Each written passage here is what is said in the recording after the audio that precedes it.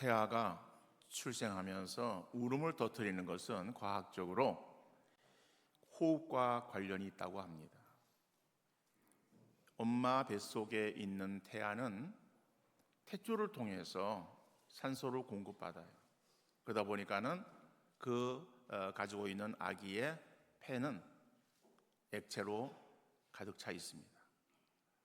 그러다가 이제 출생을 해서 탯줄을 끊으면은 이제 아기는 스스로 숨을 쉬어야 되는 거예요. 그러기 위해서 그 폐 속에 있는 액체를 내보내야 되는 것이죠. 그러기 위해서 아이가 울음을 터뜨리는 거예요.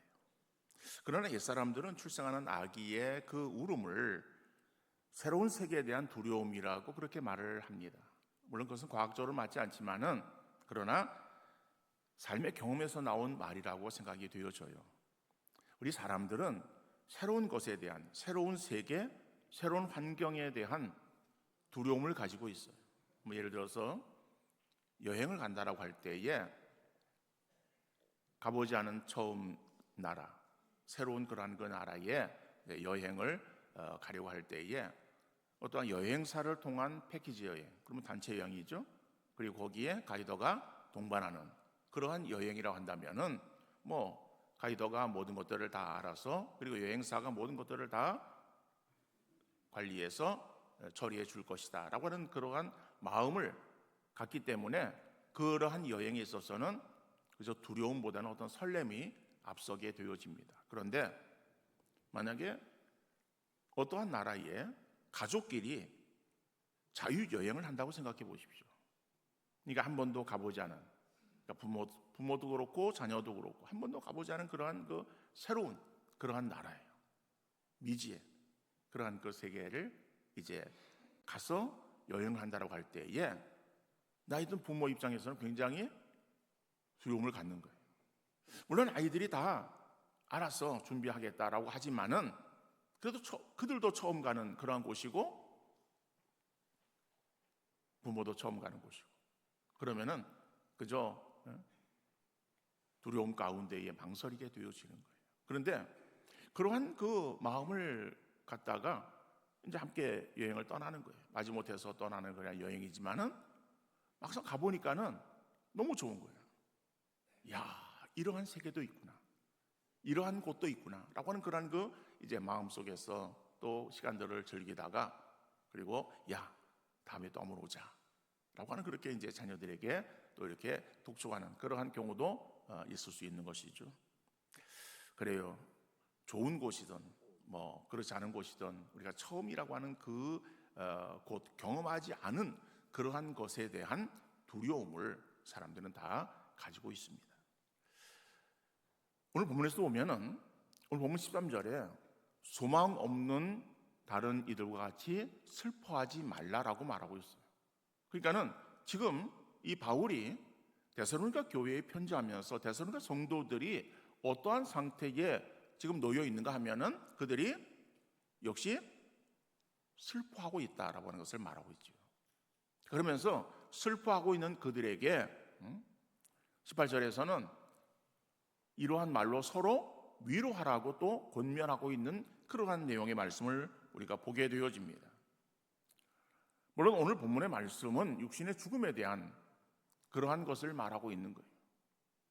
여러분, 육신의 죽음이라고 하는 것이 사람들에게 있어서는 두려움이에요. 그 죽음에 대해서 아무런 느낌이 없는 사람은 한 사람도 없을 거예요. 또 그 죽음을 기쁨으로 맞이하기도 하지만은 그러나 그거 정말 막 기뻐서 넘치는 그런 어떤 기쁨이 그의 마음속에 주어져서 그러한 기쁨으로 죽음을 맞이하는 그러한 사람들이 많지 않다는 거예요. 그러니까 대부분의 사람들은 다 죽음에 대한 두려움을 가지고 있어요.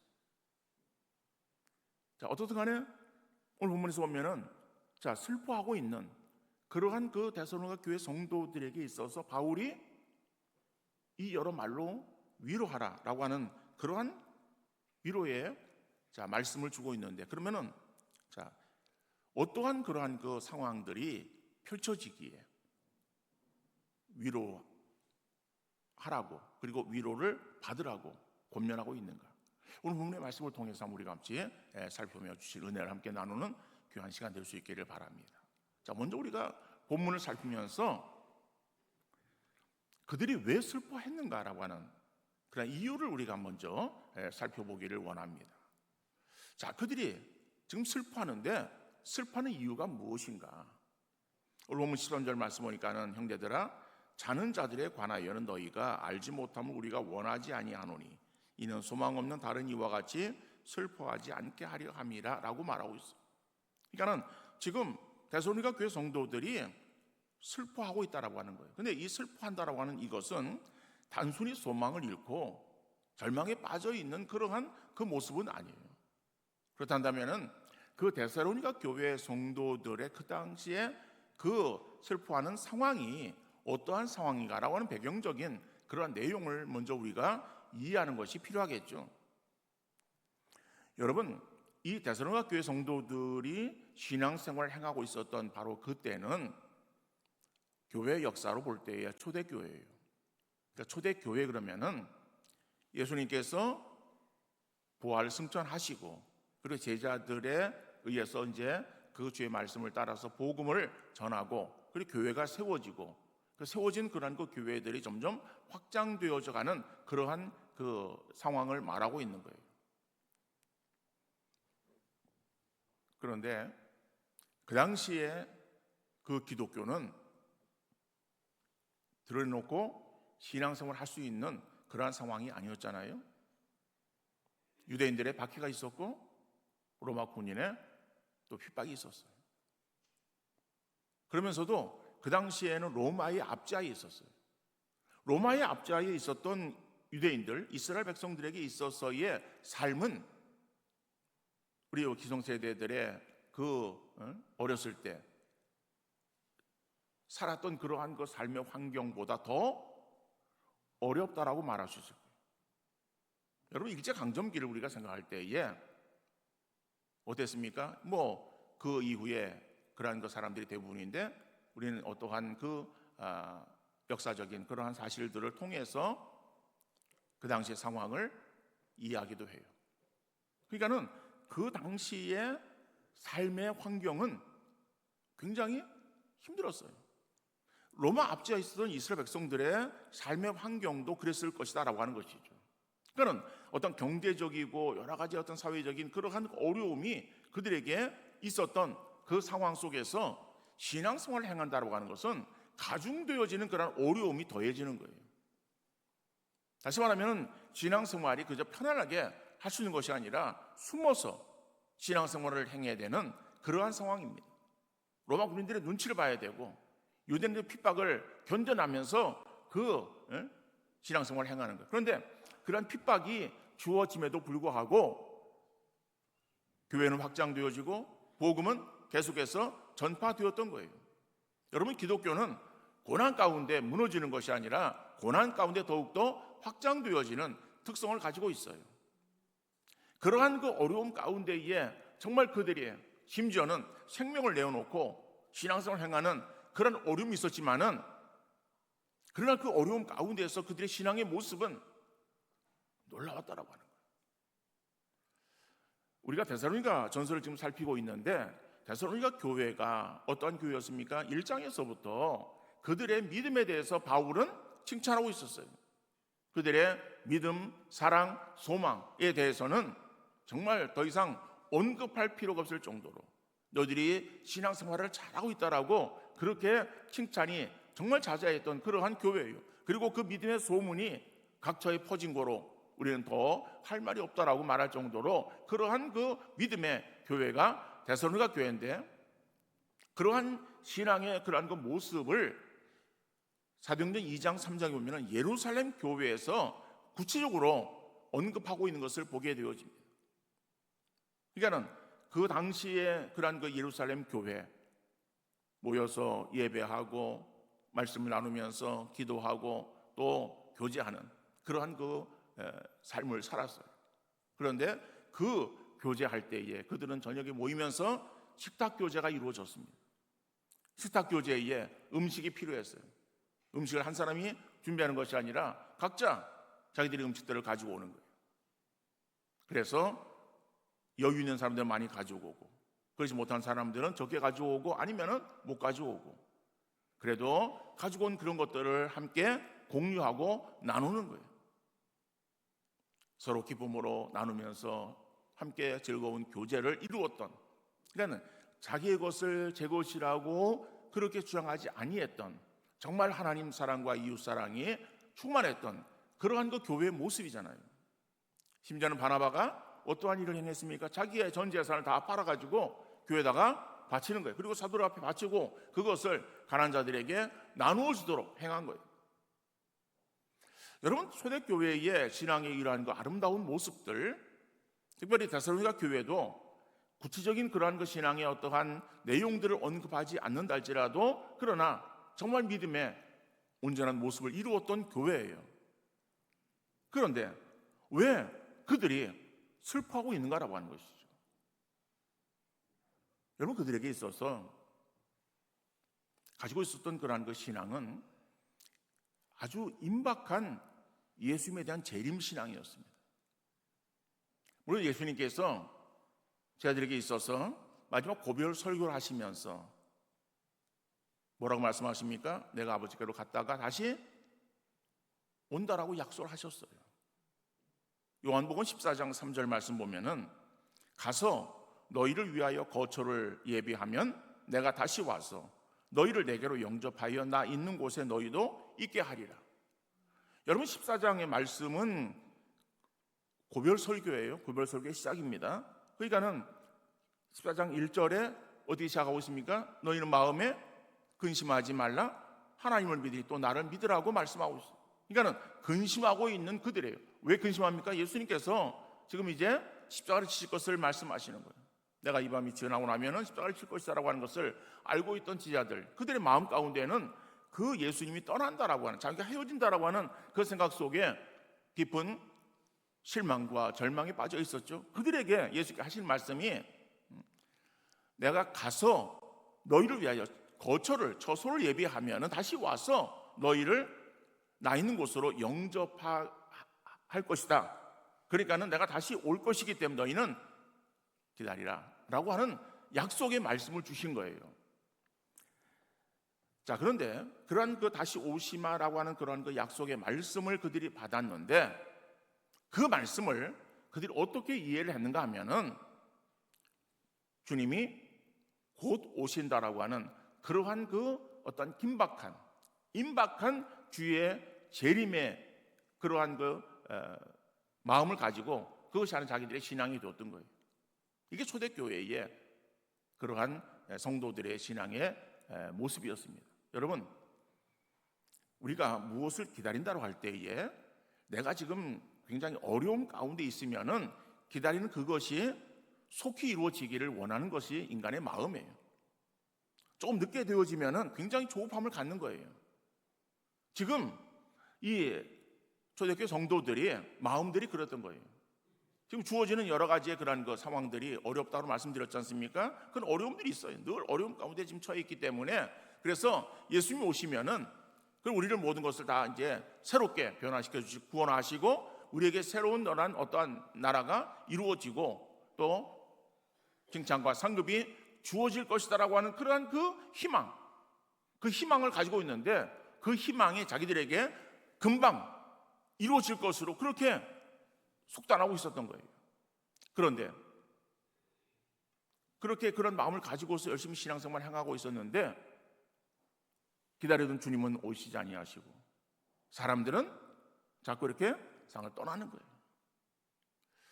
자, 그럴 때에 아니, 저 권사님이, 저 장로님이, 저 집사님이 신앙생활 저렇게 열심히 하셨는데, 어이구, 예수 오시기 전에 죽었는데 어떻게 되지? 라고 하는 그러한 그 마음들을 갖게 되어지고, 그렇다면은 나도 죽기 전에 예수님이 안 오시면은 그럼 나는 어떻게 되나?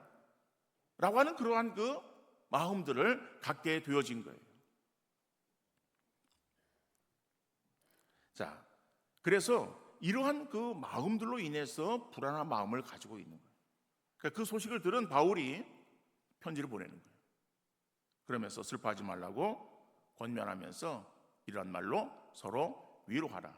그러면은 슬퍼하지 말고 서로 위로함을, 서로 위로를 주고받을 수 있는 그러한 그 내용이 무엇인가?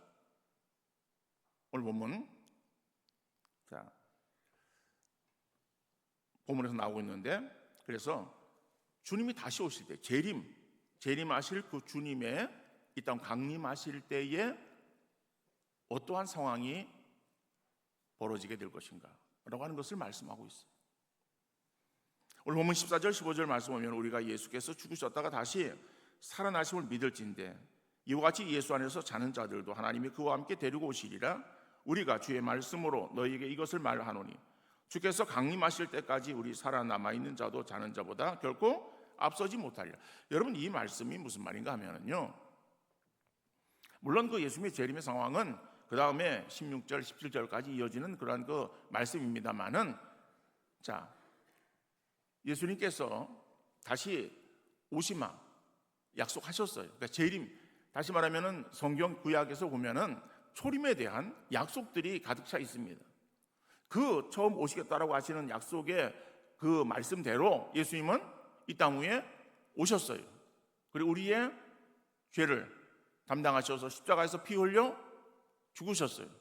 그리고 우리의 부활의 소망을 주시기 위해서 부활하셨고, 그리고 그 모든 구원의 길을 완성하신 예수님은 다시 하나님께로 올라가셨어요. 그리고 올라가신 예수님은 다시 오시마 약속하고 있어요.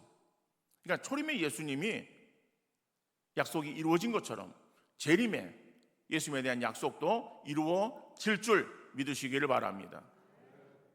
자, 그러면은 그 예수님께서 다시 오시면은 그러면 어떠한 일들이 일어나는가라고 하면은요, 모든 그러한 것 사람들이 일어난다라고 하는 거예요. 그러니까는 우리가 생각할 때에 죽음이라고 생각할 때에 죽음은 끝이다 라고 생각을 해요. 그래서 세상 사람들은 죽음을 끝이라고 생각을 하기 때문에 이제는 다 끝났다, 이제는 끝났으니까 아무 이제 소용이 없다, 그러다 절망적인 그런 그 마음들을 갖는 거예요. 그런데 성경에서 이 죽음이라고 하는 것을 말할 때에 그것을 끝이라고 말하지 않습니다. 죽음은 끝이 아니에요. 죽음은 분리되어지는 것이죠. 그러니까 분리되어진다라고 하는 것은 뭐예요? 서로 나뉘어지는 것을 말하는 거예요. 우리가 이 땅의 삶을 살아갈 때에 우리에게는 육체가 있고 영혼이 있어요. 그러니까 영혼과 육체가 하나예요. 자, 그러다가 우리가 육신의 죽음을 당해요. 사람이 생명이 끊어집니다. 그러니까 생명이 끊어졌다라고 하는 거, 그건 어떤 것입니까? 육체와 함께 거하던 영혼이 육체를 떠나는 거예요. 그러면은 육체를 떠나면은 우리 육체는 흙으로 빚어진 거예요. 그래서 흙으로 돌아가는 거예요. 그리고 영혼은 하나님께로 왔기에 하나님께로 돌아가는 거예요. 그래서 분리되어지는 것이 죽음이라고 하는 거예요. 그러니까는 분리되어진 그것이 다시 하나가 되어지는 것을 말하는 거예요. 예수님의 재림 때에. 그게 부활이에요. 그러니까는 우리가 죽는다라고 하는 그러한 그 표현을 오늘 본문은 어떻게 말하는가 하면은 자는 것으로 말하고 있어요. 여러분, 잔다라고 하는 것은 어떠한 상태인가 하면은 다시 일어날 것이다라고 하는 걸 전제로 하는 가운데 잠이 오는 거예요.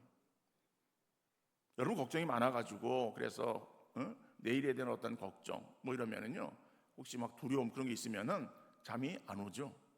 편안할 때 잠이 오는 거예요. 그러니까는 어쨌든 간에 우리 이 의식 속에서는 그저 내가 잠을 잔다라고 하는 그것은 날이 새면은 내가 일어난다라고 하는 전제로 하는 거예요. 그래서 성경에서 이 잔다라고 하는 그런 그 표현을 죽음으로 묘사하고 있어요. 스데반이 복음을 전하다가 결국 돌에 맞아서 죽게 되어지죠.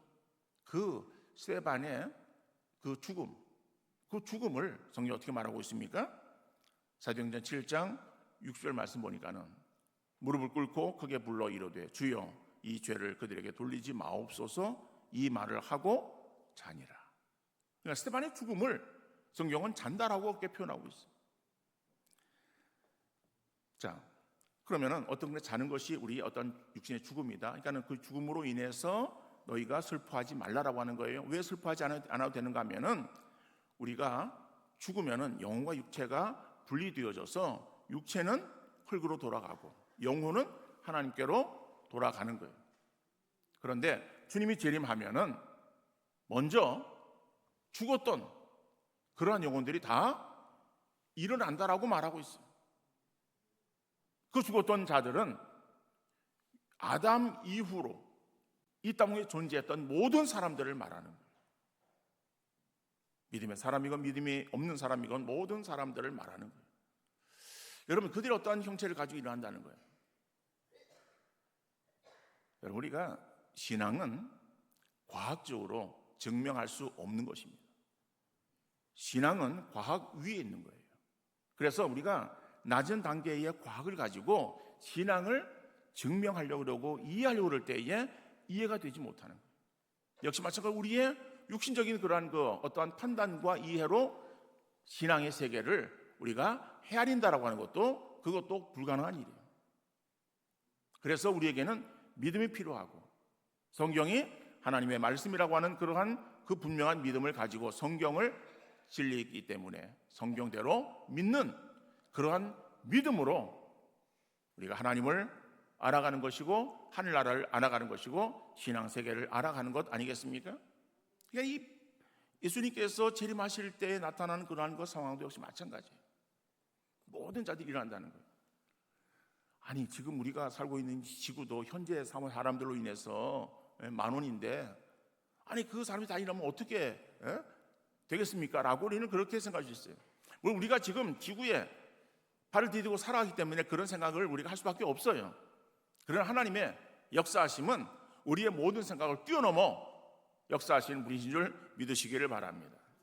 여러분, 예수님이 부활하실 때에 그 부활의 사실에 대해서 말씀해도 사람들이 몰랐어요. 제자들조차 그 사실에 대해서 알지를 못했던 거예요. 왜? 경험을 하지 못했잖아요. 그래서 그 예수님의 부활하신 그것을 나중에 부활하셔가지고 40일 동안 계시면서 계속해서 부활을 증거하신 거예요. 그런데 그 부활에 참여하지 못한 그러한 그 사람들은 어떻게 말합니까? 야, 그거 예수 부활한 게 아니라 기절했다가 깨어난 거야. 그렇게 그냥 말을 돌리기도 하고, 심지어는 제 아들이 예수님의 그러한 그 시신을 훔쳐갔어요. 그리고 없어진 그러한 그 빈 무덤, 그래서 예수님이 살아나셨다, 부활하셨다라고 말한 거야.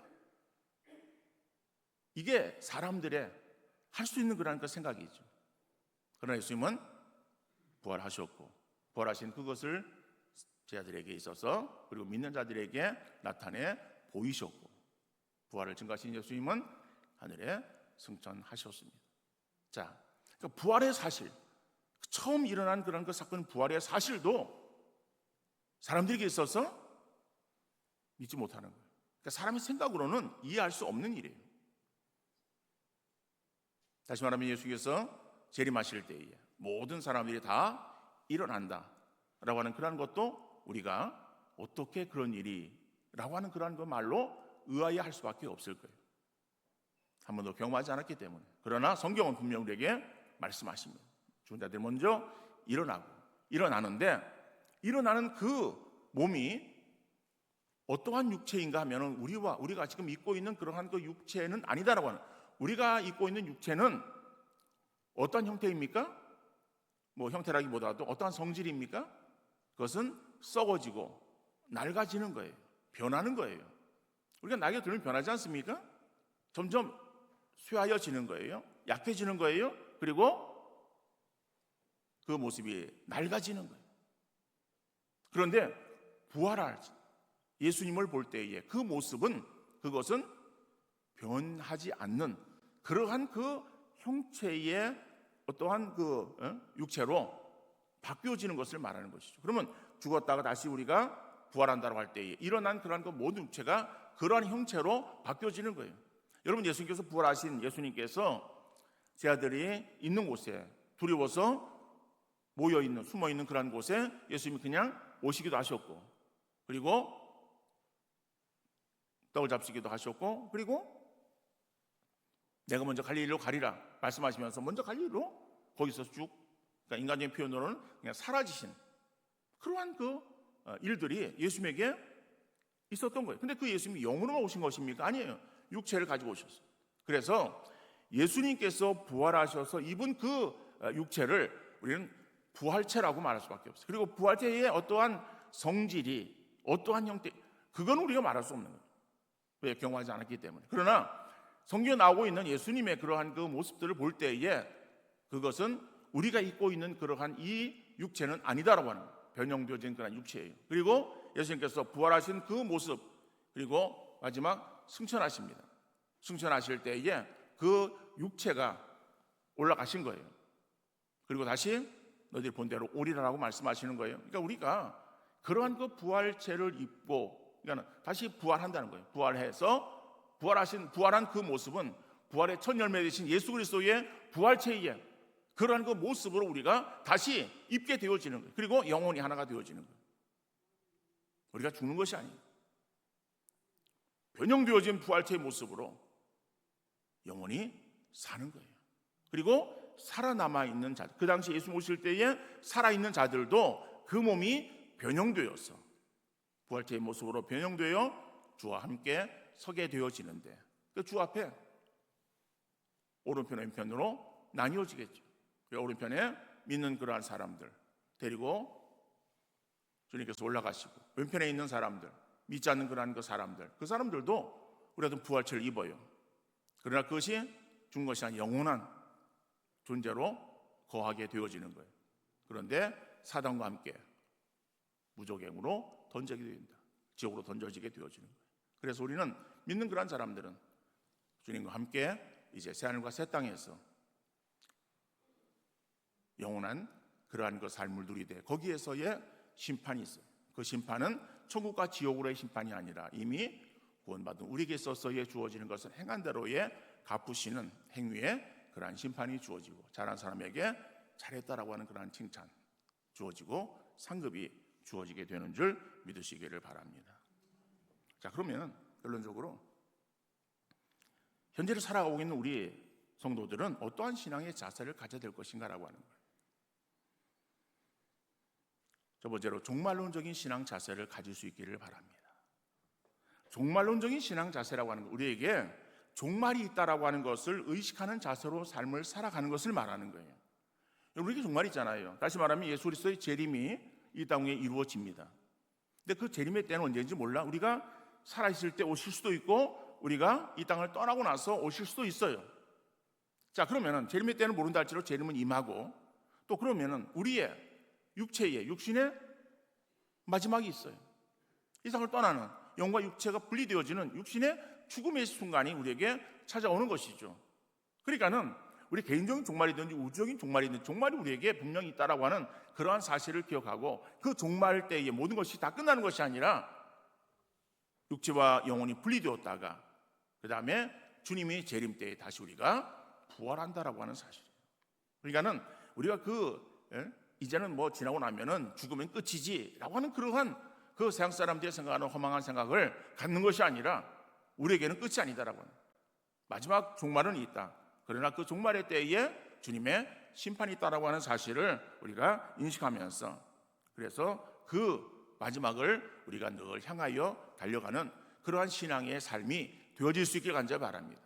여러분, 그런데 우리가 성경을 읽다 보면은요, 이 구약의 예언적인 그런 그 내용들이 나오는 그 예언서들, 그리고 신약의 요한계시록, 이런 부분들을 보면은 굉장히 막 어떠한 그 공포와 두려움에 휩싸이게 되어져요. 왜냐하면 재난의 막 그런 소리들이 들리고 막 그래요. 기근의 소리, 전쟁의 소리, 무슨 뭐 전염병의 소리, 막 그냥 이런 것들이 막 우리에게 임한다라고 하는 그런 내용들이 있습니다. 그런 내용들을 들으면서 우리는 어떤 마음을 갖는가 하면은 두려운 마음을 가져요. 근데 여러분, 계시록에 있어서의 되어질 그러한 상황들을 말씀하고 있는 그러한 것들, 우리에게 두려움을 주시기 위한 것이 아니라 우리에게 주어지는 그러한 상황은 그러한 어려움에, 종말이 다가올수록 그러한 어려움의 시간들이 우리에게 주어지지만은, 그러나 그 상황 속에서 하나님은 우리를 떠나지 아니하시고 우리를 지키시고 보호하시고 인도하심을 말씀하고 있는 것입니다.